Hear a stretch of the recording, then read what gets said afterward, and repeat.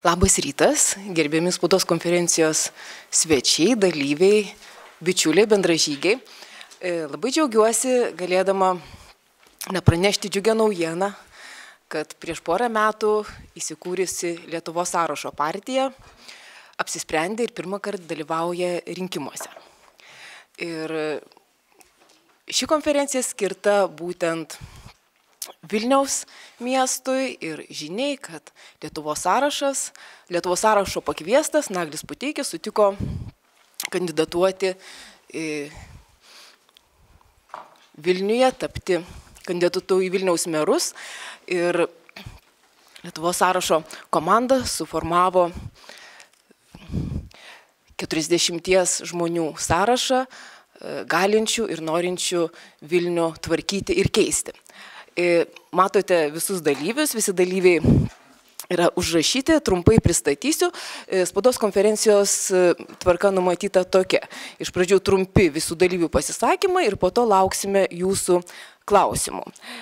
Pirmiausiai norėčiau žodį suteikti Dariui Kuoliui, Lietuvos sąrašo partijos pirmininkui, kad jisai trumpai pristatytų, kodėl vis dėlto galbūt ir ta partija kūrėsi ir kodėl mes ryžomės rinkimuose dalyvauti.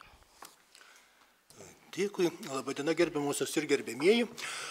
Iš tikrųjų, mes ryžomės tokiam inteligentų, kultūrininkų ir visuomenininkų maištui. Žiūrėdami į Lietuvos politinį peizažą, pasigendame jame grumtynių už laisvą visuomenę, už laisvą respubliką, už tuos idealus, kurie mus būrė 88-91 metais. Ir štai minėdami nepriklausomybės 25-metį šiais metais matom, kad vis mažiau bendrų pastangų mes dedam išlaikyti laisvą bendriją, laisvą bendruomenę. Mūsų miestai, mūsų valstybė vis dažniau tampa panaši į uždarą akcinę bendrovę. O pati Lietuvos Respublika, pats Vilnius, patys mūsų miestai kūrėsi kaip bendruomenės, laisvų piliečių bendruomenės. Mes manom, kad šiandien, kai net tos geopolitinės įtampos tampa vis ryškesnės, tampa svarbu ryškinti skirtumus, tapatybių skirtumus. Kuo Lietuva, kaip laisvas kraštas, laisva politinė bendruomenė skiriasi nuo Rusijos despotijos.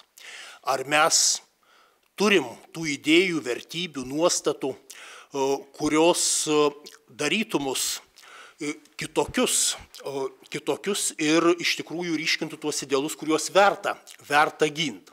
Taigi, man labai malonu pristatyti maištininkų sąrašą. Iš tikrųjų, mes pamėginom suburti komandą žmonių labai skirtingų patirčių. Nuo Sąjūdžio iniciatyvinės grupės žmonių, kaip Romas Pakalnis, iki jaunimo, informacinių technologijų ekspertų, jaunų dizainerių, jaunų verslininkų, kaip Šarūnas Savickas ar Bartas Markevičius ar Šarūnas Bagdonas. Tai yra labai įvairių patirčių žmonių komanda, nuo medikų, fizikų iki humanitarų, daug mokslo daktarų. Šiuo požiūriu ta mūsų komanda primena Sąjūdžio laikus, kai mes galvojam, kad kultūros žmonėm ateina laikas prisijimti priedermės ir už viešąjį gyvenimą, už politinę bendriją. Sąjūdžio laikais kultūros žmonės šitos atsakomybės ėmėsi ir matom, kad Lietuvos galia ir politinė galia labai stipriai priklauso nuo kultūros ir politikos jungties. Kai politika tampa tik technologija, kai ji užmiršta paskirtį rūpintis bendruomenės likimu ir išlikimu, nebetenka ryšio piliečiai su savo valstybe. Tai mes ir einame į rinkimus ir keliame Naglį Puteikį kandidatu į Vilniaus merą. Į Vilniaus merus norėdami pabrėžti tą pamatinę idėją, kad laikas vėl kurti mūsų valstybę demokratiniais, respublikoniškais pagrindais ir padėti piliečiams susigrąžinti miestą kaip laisvų piliečių bendruomenę ir pradėti nuo Vilniaus susigrąžinti ir Lietuvą kaip politėją, kaip laisvų piliečių bendryją, atveriant piliečiams vartus dalyvauti gyvenime, viešajame gyvenime, susigrąžinti viešąją politiką. Man taip pat smagu pristatyti, kad mūsų sąraše yra ir rimtų ekonomistų, ir daktarė Aušra Maldeikienė, ir kiti ekonomiką, ūkį, verslą išmanantys žmonės. Mes norim, keisdamiesi patirtim, eiti tarnaut savo miestui ir tą miestą daryti iš tikrųjų visų kuriamą, visų piliečių kuriamą. Turim programą, kuri gerokai skiriasi nuo kitų mūsų peržiūrėtų programų. Ir draugų liberalų, ir draugų konservatorių, ir socialdemokratų. Mūsų esminis skirtumas – tai piliečių dalyvavimas. Piliečių dalyvavimas savo miesto tvarkyme su labai aiškiom procedūrom. Mes manom, kad atverdami duris piliečių dalyvavimui, mes galim išskaidrinti Vilniaus gyvenimą, išskaidrinti tuos dabar neskaidrius mūsų santykius ir šitaip tiesiogiai paveikti kiekvieno Vilniečio gerovę. Dar kas mums labai svarbu ir dėl ko mes esam kartu su Nagliu Puteikiu, šiandien vis labiau ryškinamos ir Lietuvos viešojoje erdvėje, kalbant apie informacinius karus, dviejų Lietuvų sampratos. Pirmosios neva pažangios ir antrosios neva mažai vykusios Lietuvos skirtumai. Mes manom, kad yra didelė drama, jeigu tos dvi Lietuvos nesugyvens, jeigu jos nesusikalbės. Mes keliam ir dialogo, susikalbėjimo klausimus ir būtinybę atsigręžti į tą nutylėtą Vilnių, nepastebimą Vilnių. Šiandien vargu ar žurnalistai žinos, kiek Vilniuje skurstančių žmonių, kiek Vilniuje kasmet išvaržomų žmonių vien dėl to, kad jie neišgali susimokėti mokesčių. Kiekviena mūsų bendruomenė turi kitą nuslėptą, nematomą pusę.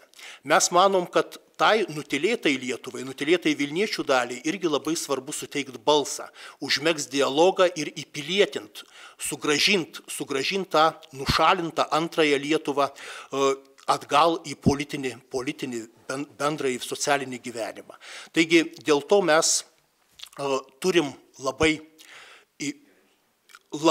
tokią įvairias sritis atstovaujančią, gerai apgalvotą komandą ir keliam stiprų, ryžtingą žmogų į Vilniaus merus, nes manom, kad šiandien iš tikrųjų svarbu pasiryžti ir Rubikoną peržengti.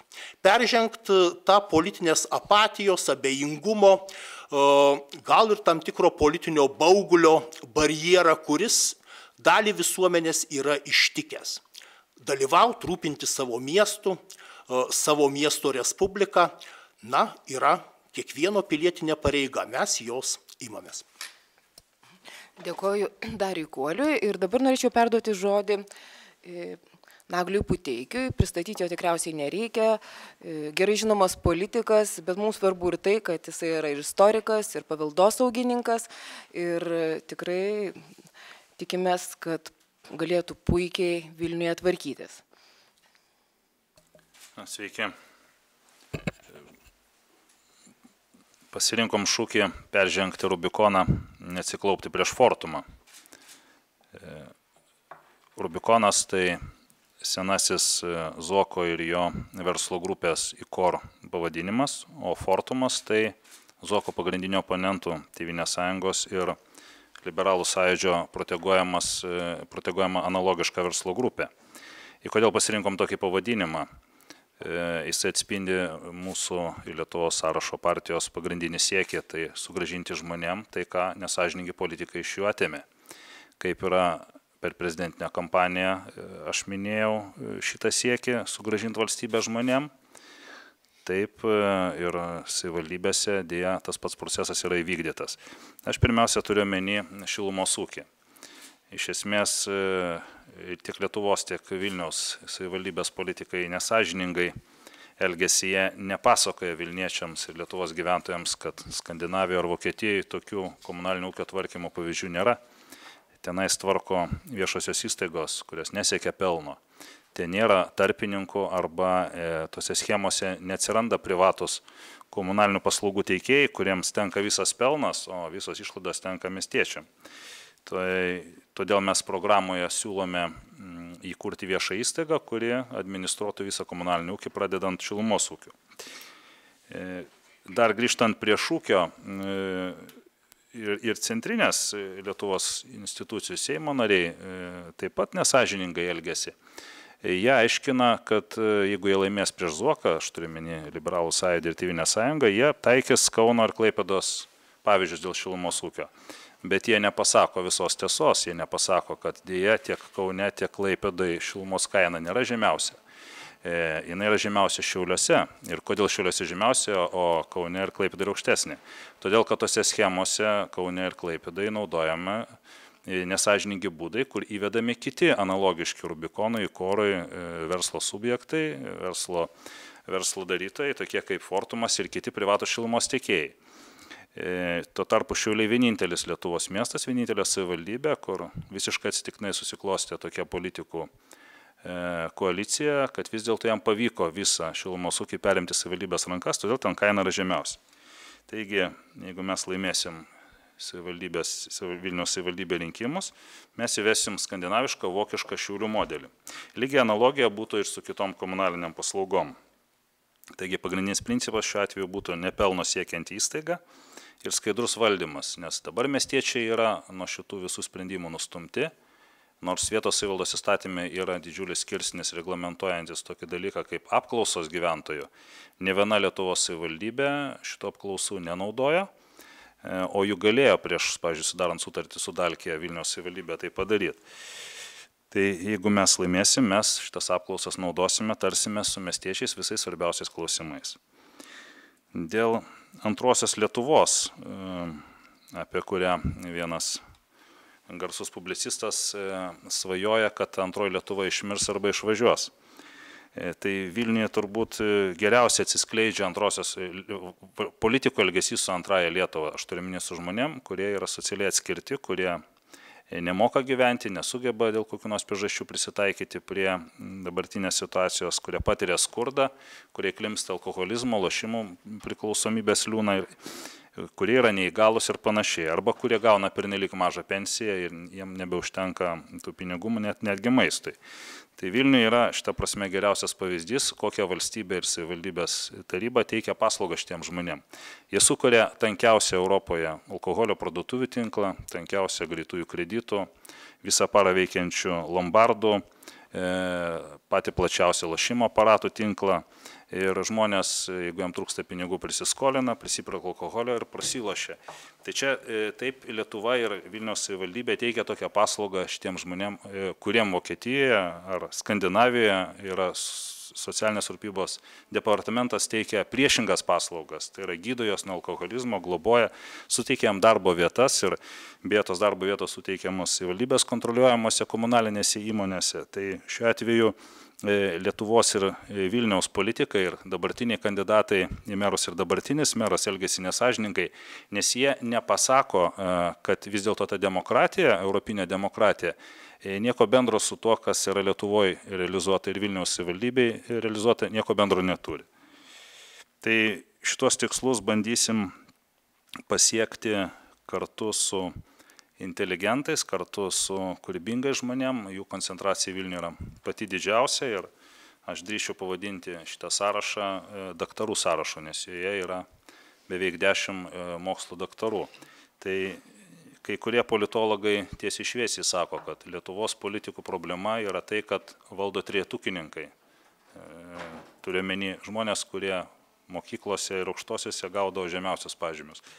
Vis dėlto Lietuvą ir Vilnių ir kitus miestus savivaldybės turėtų valdyti penketukininkai senąją sistemą arba dešimtukininkai dabartinę sistemą. Tai toks tikslas yra, toks kandidatų sąrašas yra teikiamas ir mes tikimės, kad mes įveiksime oponentus ir sukursime tikrą europinę, skandinavišką, vokišką demokratiją, o ne tą pseudodemokratiją, kuri šiuo metu egzistuoja Lietuvoje ir Vilniaus mieste. Dėkui. Dabar norėčiau steigti žodį filosofijai, muzikiai, publicistai, taip pat politikos analitikiai, kaip prireikia, Daivai Tamošaitytei. Daktarai. Ačiū žodį. Vakar atidžiai išklausiau prezidentės metinį pranešimą ir man įstrigo tokia frazė, kad šie metai bus skurdo ir socialinės nelygybės mažinimo metai. Ši frazė labai man patiko ir aš pagalvojau, kad gali būti, kad šiam klausimui didesnis dėmesys bus skirtas ir dėl to, kad įvedus eurą apsinuogino faktas, kad mes iš tikrųjų uždirbame kelis kart mažiau negu ES piliečiai, kiti. Tačiau akivaizdu ir tai, kad per 10 metų, ypač prasidėjus 2008 metų krizei, skurdas tik tai didėjo. Ir mano nuomonė vienas svarbiausio atotrūkio tarp realios žmonių gyvenimo tos gerovės ir valdžios deklaruojamas tos BVP augimo veiksnių yra savivaldos sunykimas ir galios svertų sutelkimas partinės nomenklatūros rankose.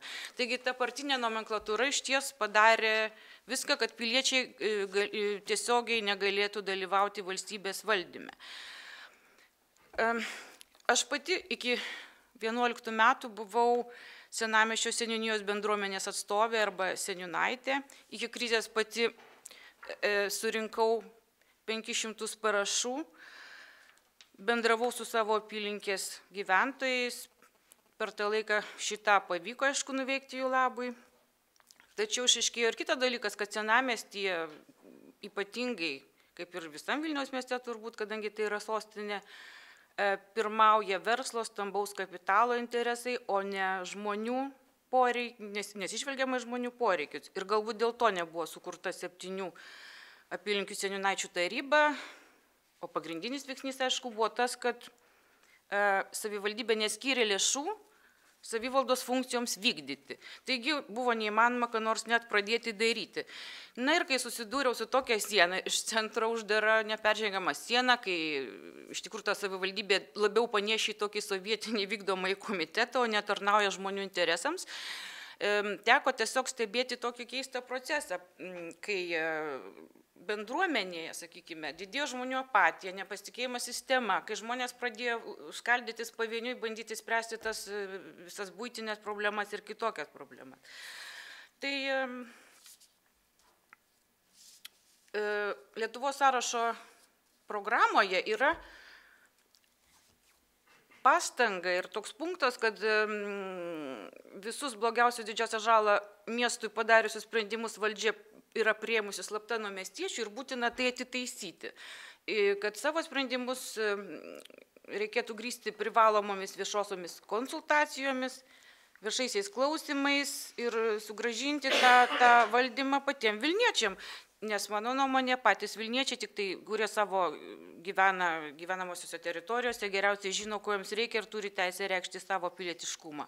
Ir kai šita pilietiškumo teisė iš jų yra atimama, tai ir vyksta ta bendruomenės santykių erozija ir su to yra susijusi ir ta psichologinio klimato kaita ir blogėjimas ir apskritai visos kitos problemos, tame tarpe emigracija, savižudybės ir ta pati socialinė nelygybė, nes neiškirstas paniekintas žmogus nesijaučia visaverčių nei savo miesto, nei valstybės piliečių. Ir jeigu būčiau išrinkta į tą savivaldybės tarybą, tai pirmiausia ir siekčiau, kad būtų įgyvendinta finansinė, administracinė bei idėjinė parama bendruomenėms ir jų atstovams. Ir pabaigai norėčiau pridurti, kad mes, ypač iki sovietmečio, iš tikrųjų turėjom labai stiprius mūsų kultūros, tokius stiprius bendruomeninius saitus, etiką, tarpusavio bendravimo, turime savo paveldą, tradicijas ir aš manau, kad tai labiausiai ir turėtų būti įdomu tiek Vilniaus svečiams, tiek patiems Vilniečiam, kurie turėtų galbūt daugiau dėmesio kreipti nei kažkokių tokių vienadienių pseudokultūrinių reiškinių, apie kurias galbūt Gediminas pašnekės, tokia kažkokia tai kultą, o daugiau tokia ilgalaikė Lietuvos sostinės istorinio ir kultūrinio stiprinimo strategija vystyti. Dėkoju ir dabar dar norėčiau suteikti žodį Gediminui Storpirščiui. Vėlgi džiaugiamės, kad turime sąraše aktorių, bardą ir ne vieną, manau, Vilniečių, jaunųjų Vilniečių kartą išauginusios teatro studijos Elementorius vadovą. Aš manau, kad žmonės iš tos mokyklos išėjo tikrai laisvesni, pilietiškesni ir stipresni. Tai ką Gediminas siūlytų? Aš pasistengsiu glaustai, nes jau aš kalbu turbūt iš viso sąrašo čia sėdinčių prie stalo paskutinis. Tai tiesiog turbūt paantrinsiu tai, kad turbūt metas, reiškia, kaip kultūros žmonės padėjo mums vėl ateiti į laisvę, nusprendė suteikti, reiškia, toliau valstybės valdymą profesionalam. Po 25 metų, reiškia, turbūt vėlgi mes matome, kad laikas vėl grįžti ir kultūros žmonėms, grįžti į šitą, reiškia, valstybės bendrą kūrimą. Ir tiesiog pats Vilnius, sakykime, galėtų būti dabar, sakykime, daug iš provincijos žmonių suvažiuoja pirmiausiai į Vilnių, paskui jau keliauja į tolimesnės Europos ar pasaulio stoteles. Tai Vilnius turėtų būti tam tikras pavyzdys, tam tikras, reiškia, rodiklis. Ir iš vienos pusės galima galvoti, kad čia kultūros renginių net yra per daug ir todėl reikėtų savarankiškos Vilniui kultūros, švietimo, reiškia, politikos.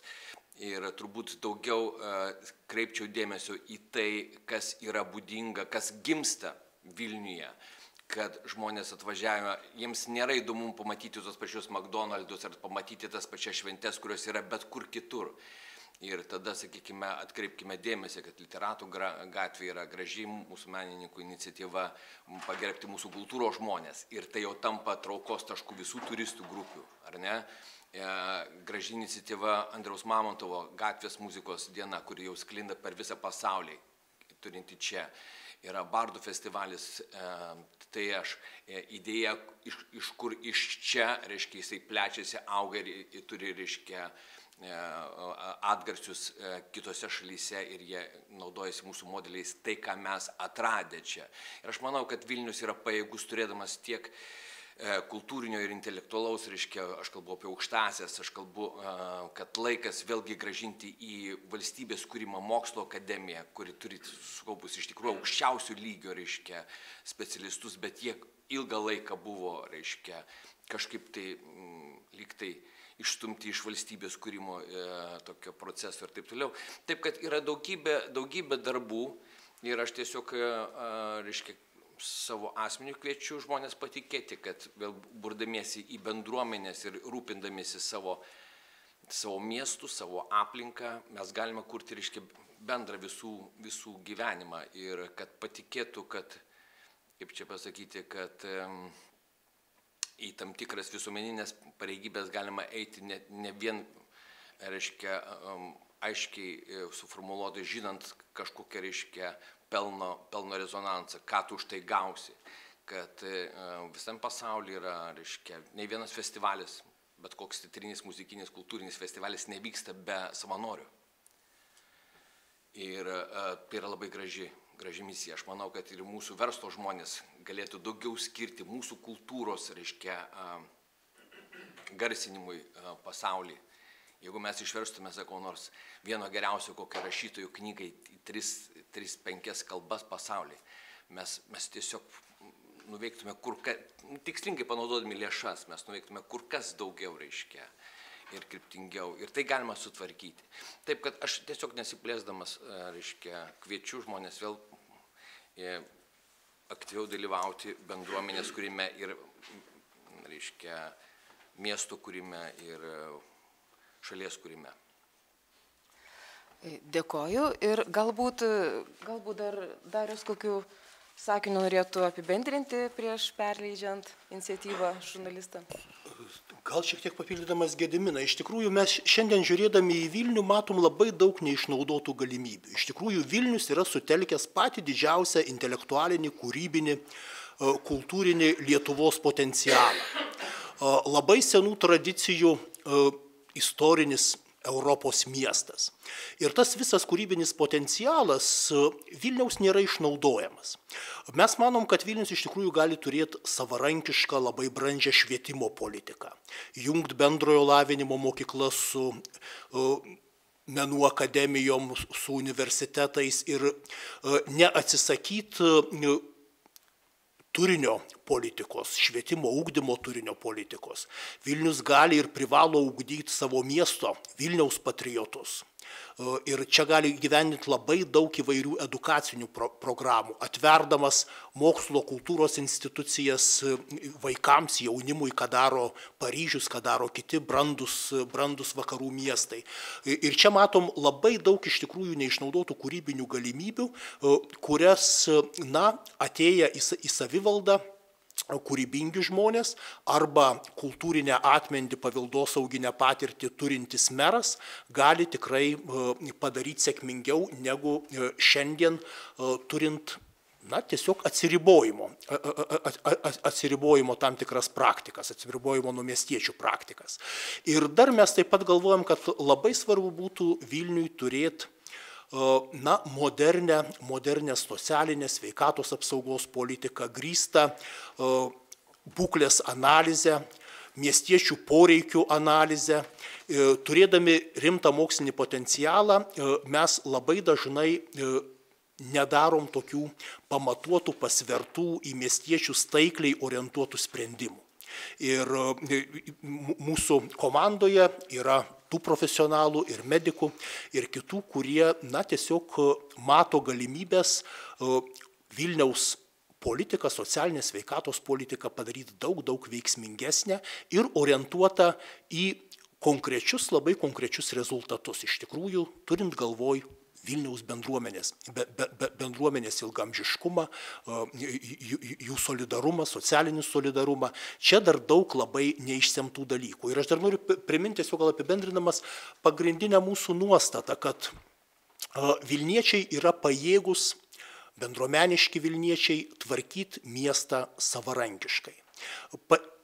Mes galvojam, kad turim tų jėgų ir pats miestas gali tvarkytis. Nebūtina yra atsiduoti vienos ar kitos verslo grupuotės savivaliai, ar vienai ar kitai technokratų grupiai. Solidariai galima tvarkyti sėkmingiau, skaidriau, išdiskutuojant ir priimant viešai sprendimus. Ir skaidriai, iš tikrųjų, sekant ir Vilniaus biudžetą, yra labai daug metodikų pasaulyje, kaip pati bendruomenė kuria, formuoja biudžetą ir seka internete jo išlaidas, jo pajamas. Vilnius turi vieną didžiausių skolų ir iš tikrųjų miestas, kurio skola viršyje metinį biudžetą ir mes net miestiečiai nežinom, kaip jinai sudaryta. Tai čia tiesiog pasiekta Vilniuje riba, kai Rubikoną reikia peržengti, kai piliečiai, jau turi pasipiktinti neatsakingų, neskaidrių miesto tvarkymų ir ateiti ir pasakyti, kad jie nori šitą miestą tvarkyti, nes čia gyveno mūsų protėviai, čia gyvens mūsų vaikaičiai ir nuo miesto, nuo sostinės, tų senų tradicijų miesto mes turėtume pradėti ir savo valstybės rekonstrukciją. Ir dar mūsų viena iš tų nuostatų yra, kad vis dėlto tos paslaugos, gyvybiškai svarbios paslaugos, kaip šiluma, elektra, vanduo, jos neturi būti pelno sritis. Mes perskaitėm kolegų programas ir liberalų, ir brolių konservatorių ir matom, kad ten galvojama apie tai, kad vieną grupę pakeitus kitą verslo grupę gali tos problemos išsispręsti. Mes žiūrėdami, kaip čia ir Naglis Puteikis minėjo, į skandinavų pavyzdžius, kitų vakarų valstybių pavyzdžius, manom, kad pati bendruomenė turi šitais reikalais rūpintis, tais gyvybiniais reikalais ir nepelno siekti šitos įmonės turėtų, o užtikrinti gyventojų poreikius. Ir tada iš tikrųjų galima net daugiau negu 25 nuošimčiais atpiginti šilumos kainą sumažinti Vilniaus miestiečiams, jeigu mes ne į pelną orientuosimės, o į miestiečių gyvybinius poreikius. Na ir pabaigai dar norėčiau pasakyti, kad mes esame jau atsinešę Lietuvos sąrašo rinkiminę programą Kas norėsite, galėsite ją tiesiog pasimti. Ir taip, čia labai svarbu, kad programa yra atviro kodo, jinai tikrai atvira siūlymams piliečių ir pastaboms ir jinai bus paskelbta Lietuvos sąrašo svetainėje, be abejonės Naglio Puteikio svetainėje, taip pat portale Tiesos LT. Ir iš tiesų bus laukiama visų pasiūlymų, jos atsižvelgiama, programa pildoma, konkretinama. Čia toksai gal trumpasis jos variantas, taip kad tikrai kam rūpės iš karto ją dabar galėsim duoti, o esant reikalų visada ją atrasti internete ir lauksime jūsų pasiūlymų. O dabar, žinoma, laukiam jūsų klausimų, komentarų, replikų. Prašom.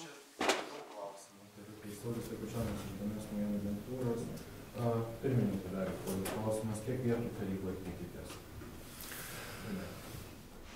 Kiek vilniečiai mums tų vietų skirs? Konkrečiai, matot, dar yra rinkimų kampanija, ar ne? Yra visa rinkimų kampanija, mes einam į šitą rinkimų kampaniją kaip tam tikri maištininkai partizanai. Be milijonų, be didelės paramos, be biudžetinių lėšų, kaip eina kitos tradicinės partijos, bet mes turim socialinį tinklą žmonių ir tuo tinklu, socialiniu tinklu mėginsim perteikti žinią, dėl ko mes einam, ką mes norim nuveikti Vilniaus labui ir nežinom, kaip mums tai pasiseks sėkmingai ar nesėkmingai padaryti. Tai nuo šito priklauso. Mes dabar negalim jum atsakyti, kiek mes vietų tikimės. Mes galėsim po mėnesio, įsibėgėjus rinkimų kampanijai, jau prognozuoti, kaip mums tai sekasi daryti, arba pavyzdžiui, kokių atakų mes sulaukiam iš tradicinių partijų, kurios jau dabar kartais imasi tokių atakų prieš ir nevyriausybinius, pilietinius sambūrius ir netradicinės partijas. Tai kokios bus tos atakos ir kaip mums seksis tas atakas atsakyti savo priemonėm. Ačiū. Su kuo eitumėte į koaliciją savivaldybės taryboje? Priklauso iš tikrųjų, kaip susikomplektuos savivaldybės pati taryba. Šiandien kas džiugina, kad iš tikrųjų peržengt Rubikoną jau žada ne viena partija, ne viena politinė jėga. Ir, kaip minėjau, ir liberalai, ir Tėvynės sąjunga kelia jaunus, tikrai gabius jaunus žmonės į merus. Ir derinant pozicijas, derinant programinės nuostatas, galima atrasti bendrą kalbą. Taip pat mes nežinom, kas dar pateks į savivaldą, į savivaldybės tarybą, bet tai yra diskusijų dalykas. Mūsų nuostata yra dar, aš noriu akcentuoti, ko mūsų nuostata yra svarbi. Mes galvojam, kad reikia keisti visą viešosios politikos klimatą Lietuvoje. Šiandien yra iš esmės nesąžininga konkurencija tarp politinių partijų viešojo labo sąskaita. Kai broliai konservatoriai specialiai žlugdė Vilnių, kad sukompromituotų merą Zuoką ir greičiau jį pakeistų, žlugdydami Vilnių. Tai buvo toks jų planas, ar ne? Bet Vilniaus bendro gėrio sąskaita. Mes norim siūlyti bendradarbiavimo principus. Būtent, kad dėl bendro gėrio mes turim tartis visi skirtingų partijų žmonės, skirtingų pažiūrų žmonės, kurtis vėl kaip laisvų žmonių, skirtingai galvojančių, mąstančių žmonių, bet vis dėlto bendruomenė, solidari bendruomenė.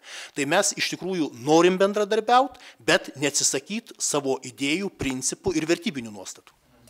Ponas Puteikis minėjo visuomenės apklausas, tai nežinau, galbūt tai jums, galbūt ir ponui Danipoliui klausimas čia būtų. Tai kokie dar tie konkretesni būdai yra įtraukti miestiečius į viešąjį Vilniaus gyvenimą, politinį? Ketvirtadalis savivaldybės tarybos narių arba 10% gyventojų gali inicijuoti bet kokią apklausą, bet kokiu klausimu. Vienintelis bandymas buvo Klaipėdai, bet Klaipėdos liberalai 4 metai pažeidinėja įstatymą ir tos apklausos dėl uždraudimo deginti šiukšlės miesto centre neinicijuoja. Tai jeigu mes turėsime ketvirtį taryboje arba kartu su sąjungininkais turėsim tą ketvirtį, tai mes tokias apklausas galėsim inicijuoti svarbiausiais miesto klausimais. O dėl kito skaidrumo ir piliečių valdymo gal pirmininkas? Lietuvos sąrašas yra parengęs tokį Lietuvos darbų sąrašą arba Respublikos atkūrimo programą. Mes daugelį tų nuostatų siūlėm ir Naglio Puteikio prezidentinių rinkimų programai ir čia siūlom. Pavyzdžiui, jeigu Vilniui susidaro pakankama pilietiška dauguma taryboje, mes siūlysim seniūnų skirti ne automatiškai, bet tik po piliečių apklausų. Tai yra, darysim tam tikrus seniūnų rinkimus, nors įstatymai nepriimti, eksperimento tvarka. Taip pat remdamiesi vakarų patirtį, mes manom, kad intelektualinis Vilniaus potencialas turi būti įjungtas į Vilniaus kūrybą. Mes siūlom patarėjų ekspertų tarybą, kuri rengtų strateginį Vilniaus planą. Iš tikrųjų, šiandien Vilnius neturi savo strategijos. Paradoksalus dalykas, ilgalaikės strategijos, į kurią būtų grindžiami sprendimai, ar dėl komunalinio ūkio, ar dėl butų renovavimo, ar dėl švietimo, nėra pagristi ilgalaikė strategija mūsų sprendimai. Dėl to jie tokie chaotiški ir vilniečiams nelabai suprantami. Mes galvojam, kad būtent įtraukus intelektualinį potencialą ir tariantis su ekspertais, yra vakaruose tų modelių, kad pavyzdžiui greta komitetų, mes irgi tą siūlom savo programoje, greta tarybos komitetų, biudžeto, švietimo, socialinio komiteto veikia ekspertų komitetai, kurie teikia sprendimų pasiūlymus ir su kuriais reikia viešai diskutuoti, jeigu juos atmeti. Tai va šita diskusija duoda kokybiškus sprendimus miesto labui. Mes tokių mechanizmų turim ne vieną ir juos savo programoje siūloje.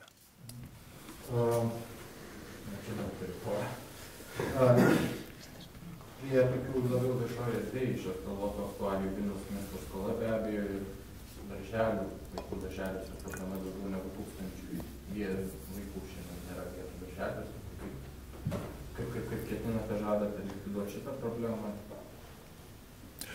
Taip, esam tai numatę ir džiugu, kad apie Vilniaus skolą kalba visi kandidatai šiandien. Ir Vilniaus skola pirmiausiai reikalauja rimto išviešinimo ir išskaidrinimo, rimtos analizės, kaip jinai susidarė, kokios priežastys lėmė jo susidarimą ir taip pat kompetentingo valdymo. Kompetentingo valdymo, rimtos ekspertų tarybos, panašiai siūlo ir kandidatas Majauskas. Šiuo atveju labai svarbus skaidrumas ir yra valstybės kontrolės rimtos išvados, kurių keista negali atrasti Vilniaus miesto svetainėje. Tų valstybės kontrolės išvadų, ką turėtų daryti Vilnius su ta skola. Tai bent jau pirmiausiai turi vilniečiai gauti patikimą informaciją ir sekti tos skolos valdymą. Ir rimti ekspertai valdyti šitą skolą. Tai čia mūsų nuostata tokia, o susitvarkius komunalinį ūkį galima vis dėlto turėti rimtą programą, kad Vilniaus pasitikėjimas Vilniumi tarp bankų, tarp tų bendrovių, kuriuom Vilnius įsiskolinęs yra ir vietos bendrovėm, kad vis dėlto Vilnius atgautų pasitikėjimą po tų tokių avantiūristinių sprendimų. Tai čia pirmiausia pasitikėjimo atkūrimas ir skaidrus šitos skolos valdymas. O dėl darželių, mano supratimu, pats Vilnius nėra susitvarkę švietimo tinklo. Vilnius turi labai daug pastatų švietimui skirtų ir jeigu Vilnius susitvarko švietimo tinklą racionaliai, jis gali teikti kur kas daugiau paslaugų. Ir iki mokyklinio ugdymo ir neformalaus švietimo, čia tinklo sutvarkymo klausimas ir taip pat labai svarbu būtų orientuotis į privačias paslaugas. Privačias viešasias paslaugas, kaip iki mokyklinis ugdymas ir taip toliau. Mes galim tas problemas išspręsti daug sėkmingiau, negu statydami labai brangiai vieną darželį, kaip daro meras Zuokas šiandien. Čia iš tikrųjų tiesiog ūkiško susitvarkymo stinga Vilniui. Aš dar papildyčiau, jeigu galima. Dėl skolos vis dėlto nei vienoje Europos valstybėje nėra tokios situacijos, kada sostinės vienam gyventojui tenka 100 litų mažiau gyventojų pajamų mokesčio negu antram pagal dydį miestui arba 200 litų mažiau negu trečiam pagal dydį miestui. Aš turiu menį, Vilniaus gyventojas yra skriaudžiamas lyginant su Kaunu ir Klaipėda. Ir tai yra Seimo sprendimas, visų iki šiol valdžiusių Seimų sprendimai. Ir šita prasme Zuokas ir dalis jo oponentų yra visiškai teisūs, kai sako, kad yra neteisingas finansų ministerijos parengtas ir Seimo patvirtintas biudžetas. Tai dėja šito niekaip negali pakeisti savivaldybės taryba ir šitą gali pakeisti tik Seimas ir mes planuojame po to, kai gerai pasirodysime Vilniuje, už 2 metų dalyvauti rinkimuose į Seimą ir įvesti nuo 30 iki 50 normalių, civilizuotų, europinę demokratiją propaguojančių žmonių, kurie galėtų šitos dalykus sutvarkyti. Iš kitos pusės savivaldybės tarybai niekas netrukdo inicijuoti vairias akcijas, kreipimusis į Seimą ir aiškinimą ne tik tai Vilniaus gyventojams, bet visos Lietuvos gyventojams, kad šita metodika pinigų atėmimo iš Vilniaus yra neteisinga. O dėl darželio, jeigu Lietuvos politikai būtų sąžiningi, jie užuot dalinę savo bendrapartiečiam ES pinigus, kaip pavyzdžiui Molėtuose vienam verslininkui atiduota 200 000 litų už tai, kad įrengtų supynės voveraitę miškuose. Tai jie galėtų iš tų ES pinigų įrengti trūkstamus vaikų darželius Vilniuje, Kaune ir iš dalies Klaipėdoje arba rekonstruoti esamus pastatus, arba perduoti tos pinigus, kad jie būtų mokami tėvams kaip kompensacija už vedimą vaikų į privačius darželius. Bet problema Lietuvos politikų yra kokia, kad kaip Vilniaus miesto finansai yra neskaidrus ir gyventojams neprieinami, taip ir ES pinigų dovanojimas bendrapartiečiams yra solidariai ginamas visų didžiųjų Lietuvos partijų. Pavyzdžiui, apie tas supynės aš negaliu gauti absoliučiai jokios informacijos, nors visi įstatymai Seimo nariui suteikia tokią teisę gauti. Aš jau kreipiausi į visas įmanomas įstaigas, į Seimo valdybą, Seimo pirmininkę. Dėja, partijų vadovai Lietuvoje, reiškia, nenorėdami vienas kitų skandinti, gausiai naudojasi iš ES parama ir labai liūdna, kad šitą mechanizmą dangsto ir prezidentės paskirtas STT vadovas. STT iš esmės įžūliai tyčiasi, dengdama tokį ES pinigų vogimą, reiškia, tokį pinigų pavogimą partijose. Tai šiuo atveju iš tikrųjų yra juokinga skaityti informaciją apie trūkstamus darželius, kada yra šitaip masiškai grobstamos ES lėšos. Todėl, aišku, buvo vakar pakankamai ironiška klausyti ir prezidentės, nes jos rankose teisėsauga, kuri galėtų tą informaciją išviešinti ir pabaigti šitą ydingą pinigų grobimą ir tada galėtų tos pinigus nukreipti politikai į svarbiausias Lietuvos sritis. Deja, Dalkijos pelnas, Ikoro pelnas, Fortumo pelnas ir lošimo namų bei alkoholio parduotuvių pelnas prezidentei, Seimui ir daugumai Lietuvos ir Vilniaus savivaldybės politikų yra svarbiau negu žmonių interesai. Seniai norėjau klausti rašytojas Liudvikas Jakimavičius ir laukia profesorius Stoškus. Tokį klausimą. Man atrodo paradoksali situacija, kad Vilnius iš tikrųjų vilniečiai neturi savo formo raiškai, ar Lietuvos sąrašas turi kokią nors idėją. Na, aš turėjau galvoje, kad, pavyzdžiui, regionuose yra regioninės televizijos, regioninė spauda, o vilnietis kreipėsi į didį Lietuvos dienraštį, gali ieškoti, reiškia, savo nuomoniai kažkokios erdvės ir suprantama, kad ten jos jisai neranda. Nes Vilnietis ir Vilniaus bendruomenė neturi tokios nišos, kur galėtų diskutuoti savo problemas. Ar sąrašas turi minti kažkokią idėją, kaip vilniečiams sukurti tą raiškos lauką? Sąjūdis turi mintį. Sąrašas turi tokią sąjūdinę mintį, kad iš tikrųjų reikia sudaryti sąlygas atkurti tai, kas buvo sužlugdyta. Ir gana dirbtinai sužlugdyta, kai Vilniaus miesto savivaldybė, administracija nutarė reklamuotis didžiuosiuose dienraščiuose, nes vienam ar kitam merui labiau rūpėjo įvaizdis Lietuvoje negu komunikacija su vilniečiais. Taip žlugo Vilniaus laikraštis, taip žlugo Vilniaus kabelinė televizija ir kiti dalykai. Čia yra paradoksas. Šiauliai turi 2 radijo stotis Šiauliams skirtas ir ne vieną laikraštį, Vilnius neturi.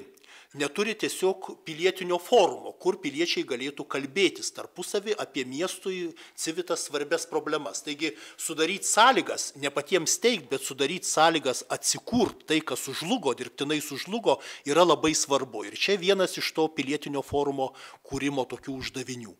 Aš dar vieną labai svarbų dalyką praleidau, kad mes iš tikrųjų einam su labai stipria aplinkosaugininkų komanda. Ir jaunų, ir patyrusių aplinkosaugininkų. Mūsų sąraše yra, aš jau minėjau, ir daktaras Romas Pakalnis, ir Rūta Baškytė, ir Liutauras Stoškus, ir jie prisidėjo prie mūsų programos rengimo, tai yra darnaus miesto vizija. mes iš tikrųjų galim kurti Vilnių kaip ypatingai darnų miestą su ilgalaikė strategija. Ir žalią darnų miestą turėti irgi yra mūsų tikslas. Taigi ta aplinkosauginė dedamoji, tvarios plėtros, darnios plėtros dedamoji mūsų programoje yra labai svarbi. Profesoriu, ar norėtumėte įsiterpti? Norėčiau aš, dar jeigu leidimą dalį iš pat pradžių, norėjau pirmiausiai pagirti jūs.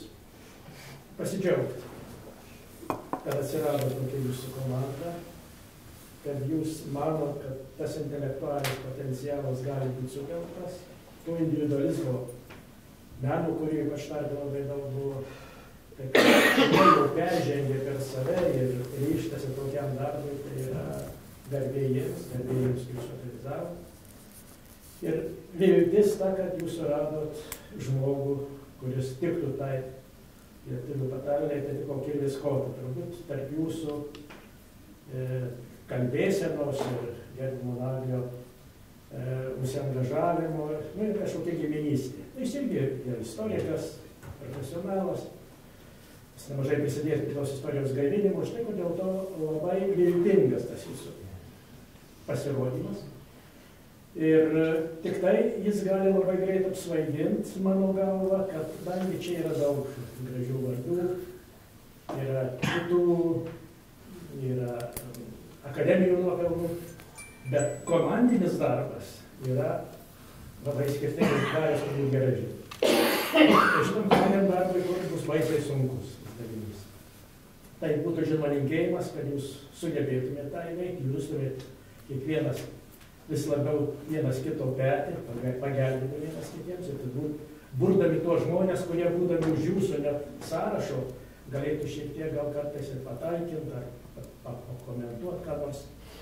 Bet tai čia yra technologijų dalykas. Dabar aš norėčiau klausimėlį padaryti. Jūs labai gražiai suformulavo tos Lietuvos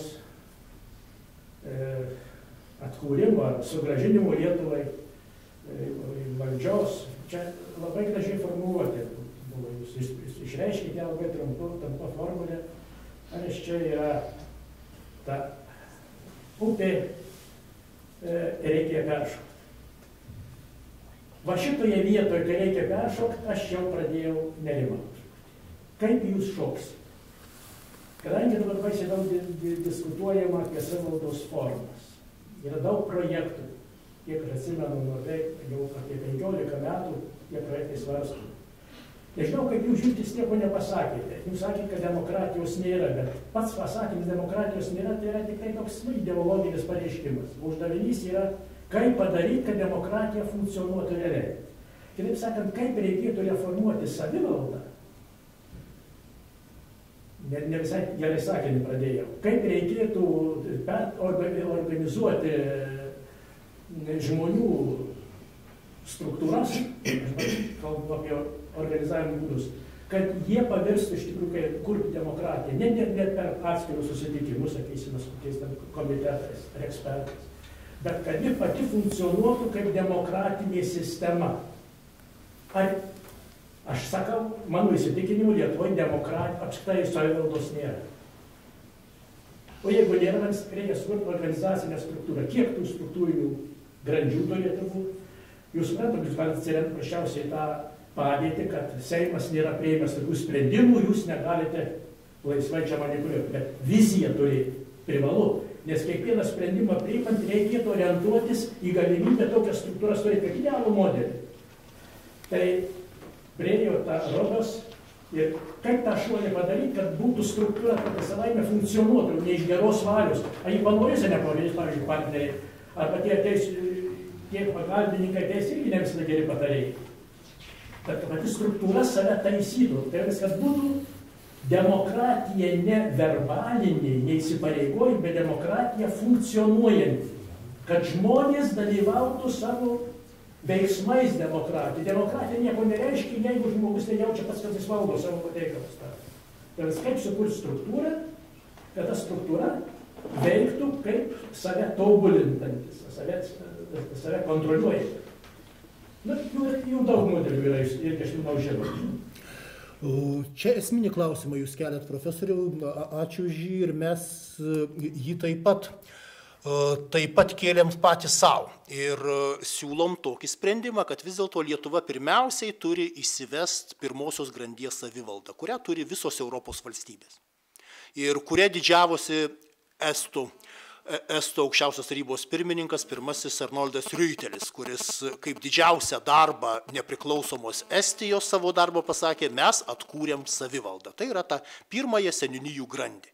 Mes šito neturim, renkamų seniūnų, seniūnijų tarybų. Tai mes, negalėdami šiandien priimti Seimo sprendimų, eksperimento tvarka, tik po piliečių apklausų savivaldybėje skirtume seniūnus.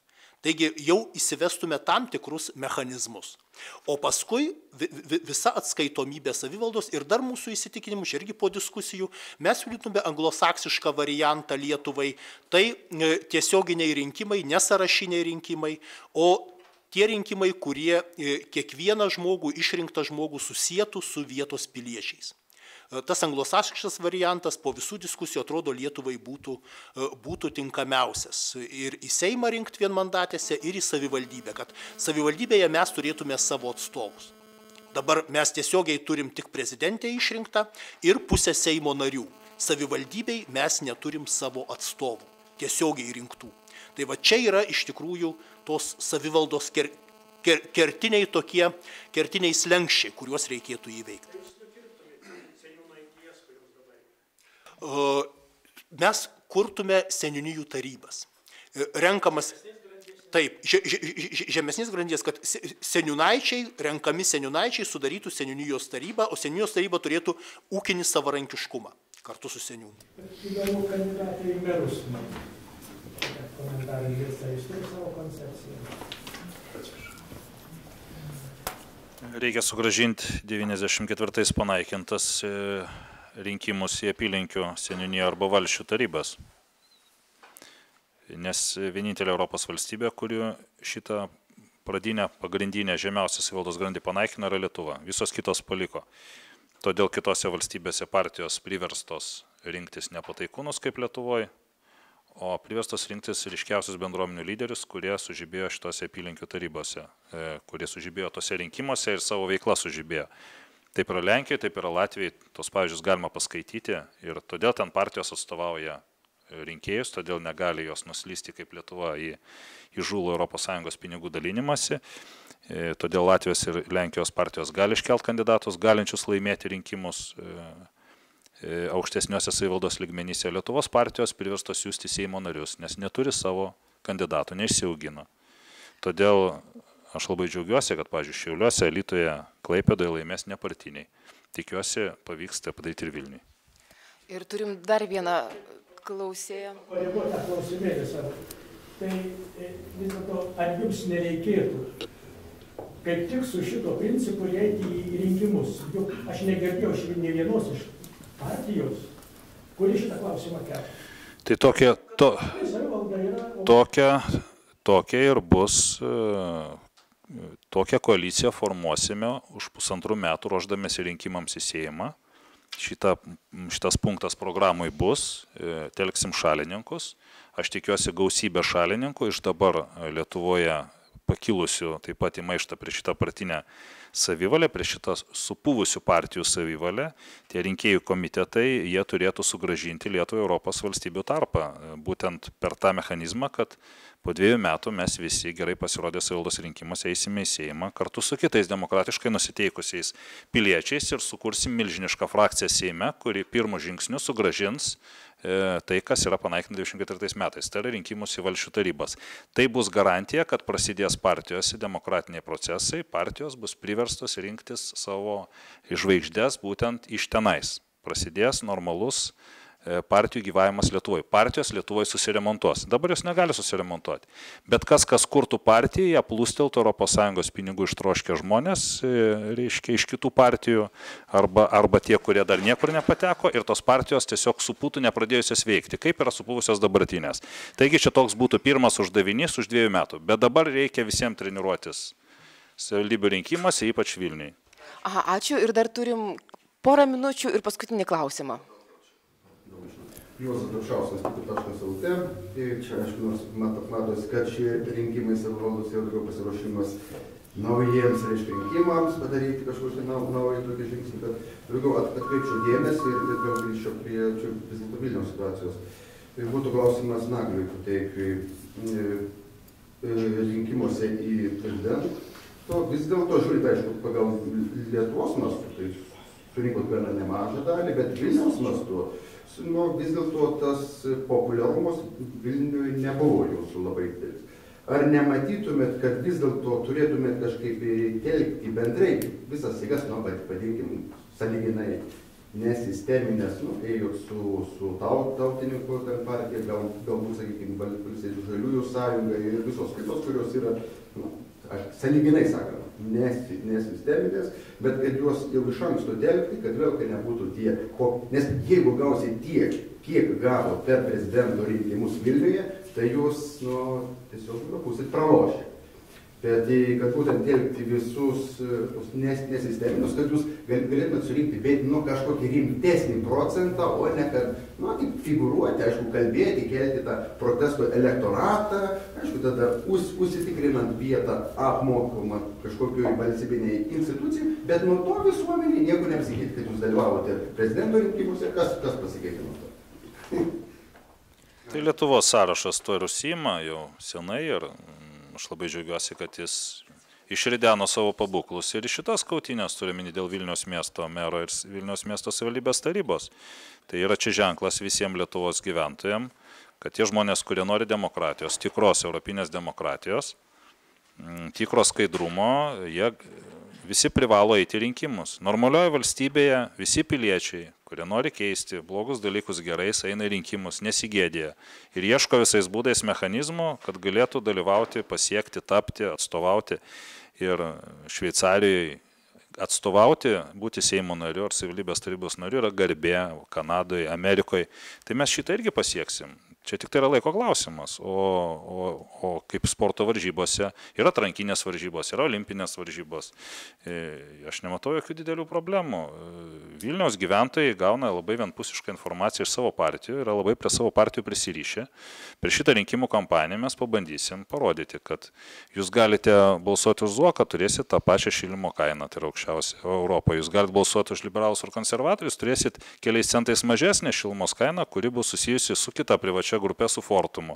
Mes pateiksim alternatyvą. Gyventojai, atsiriškit nuo savo apglitusių, apipelysių partijų, prisiriškit prie europinės demokratijos. Patys valdykite, patys eikite į rinkimus, patys siekite tapti stebėtojų tarybos nariais visose komunalinėse įmonėse, aktyviai kurkit bendrijas, pačias įvairiausias, darykit tai, ką daro visi europiečiai ir gyvensite europietiškai. O kol jūs viską atiduodat savo partijų, mylimų partijų vadovams, tai jūs ir sėdite tokiai duobėje, kokie šiandien.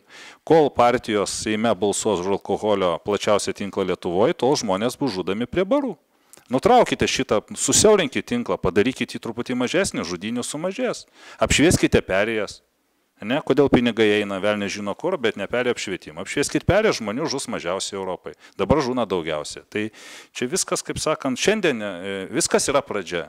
Viskas pradžia ir aš esu optimistas. Žmonės sukils, pajaus pergalių skonį Šiauliuose, Alytui, Klaipėdui, Vilniui, ir sukils visa Lietuva ir Seimas galų gale reformuosis, jame atsiras normalų žmonės. Ir bus tvarka, laimė ir europinė demokratija Lietuva. Mes tikriausiai, aš labai atsiprašau. Noriu neatsakyti į klausimą, nes aš klausiau vieno, Naglis visai, aš turiu progos dar. Lietuvos sąrašas burs tos žmonės, apie kuriuos jūs kalbat.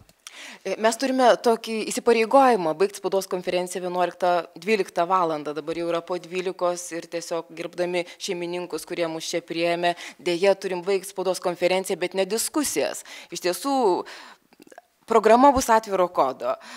Būtinai ir paskaitykite, būtinai kritikuokite, siūlykite, patarkite ir visa konstruktyvi kritika visada yra naudinga ir mes tarpusavį diskutuosimės ir tarsimės.